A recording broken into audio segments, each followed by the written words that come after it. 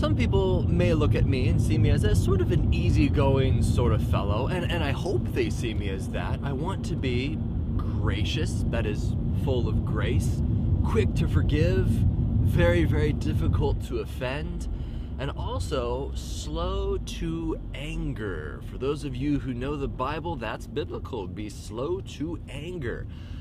But it's not just biblical, it just makes a lot of secular sense. It really does. That's what's so cool about the Bible, is you can take it and you can pick it apart as much as possible. And if you really read it, it is a solid way to live your life. Even if you disregard the main point, which is Jesus is God and he loved you so much that he died to make you clean. Bam! Not meaning to preach at you, but it's a holy book that makes a ton of sense. And yes, this is coming from a perspective where I have read the Quran, I have read the Bhagavad Gita, I have read the Book of Mormon, I have read so many holy books throughout my life. And I'll be honest with you, the Bible makes the most sense. And you can say, oh, Beau, you're just being biased because you grew up with it. No, I looked at all of them with a very, very open mind.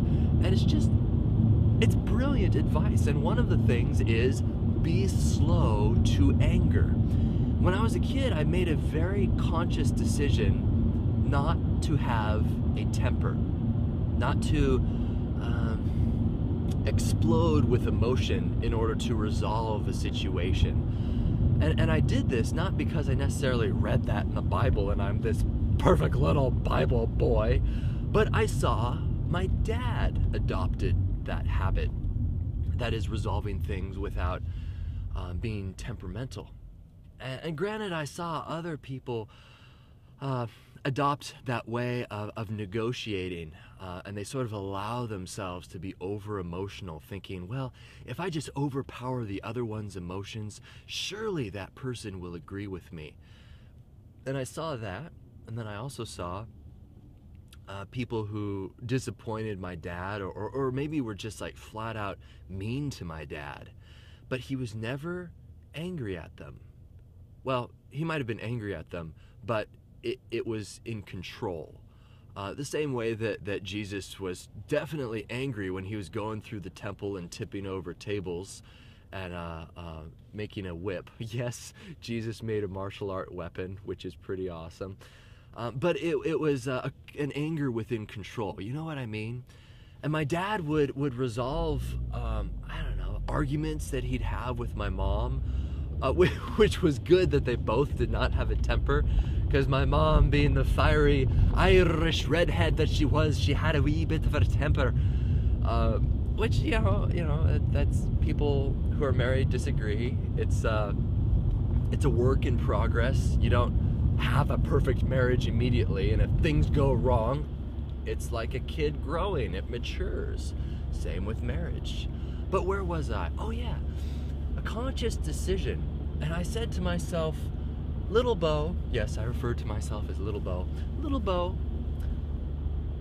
if ever someday someone offends me, I am not going to react with a temper. And from then on, I don't know when it was, but from that point on, I never ever was angry at someone that is like overly emotional. And I would suggest that you adopt that as well. It's difficult, but once you get into that habit of checking your emotions before trying to confront someone, it just makes it so much easier, not only for yourself, but for the other person as well, to save face.